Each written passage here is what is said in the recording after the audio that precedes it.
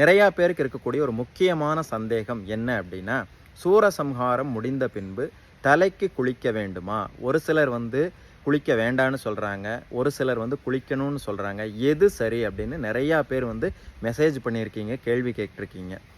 இதுக்கு சரியான விளக்கம் அப்படின்னு சொல்லணும்னா, இதற்கு முன்னாடி ஒரு விஷயத்தை நம்ம தெரிஞ்சுக்கணும்.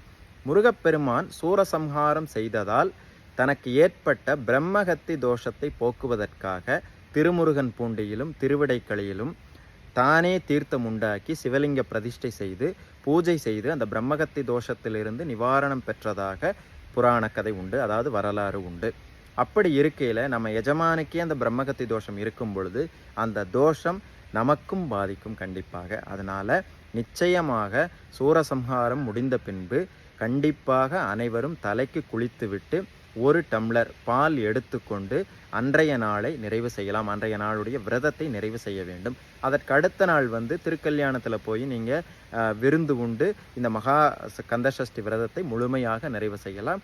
கண்டிப்பாக சூரசம்ஹாரம் முடிந்த பின்பு தலைக்கு அனைவரும் குளிக்க வேண்டும்.